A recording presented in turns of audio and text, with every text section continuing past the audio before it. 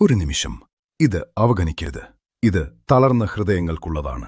പഴയതുപോലെ ശരീരം വഴങ്ങാത്ത, ശക്തി ചോർന്നുപോയ, കാലത്തിന്റെ പോരാട്ടങ്ങളിൽ മനസ്സ് മടുത്ത നിനക്ക് വേണ്ടിയുള്ള സന്ദേശമാണിത്. എന്റെ കുഞ്ഞേ, നിന്റെ ബലഹീനതകളിൽ ഞാൻ നിനക്ക് കരുത്തേകുന്നു. നിന്റെ ഉള്ളിലെ വിങ്ങലുകൾ എനിക്കറിയാം. പ്രായമേറുന്നതിന്റെ വിഷമങ്ങൾ നീ അനുഭവിക്കുന്നുണ്ടല്ലേ? ഒരു കാലത്ത് ഓടി നടന്ന ശരീരത്തിന് ഇപ്പോൾ വേദനകളാണ്. മനസ്സ് വേഗത്തിൽ തളരുന്നു.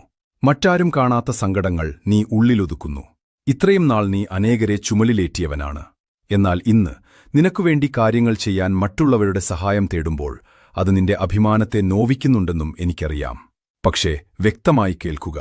നിന്റെ വേഗതയോ അധ്വാനമോ അല്ല നിന്റെ വില നിശ്ചയിക്കുന്നത്. നിന്റെ മൂല്യം നിന്റെ കഴിവിലല്ല, അത് എന്നിലാണുള്ളത്. എന്റെ കൃപ നിനക്കുമതി.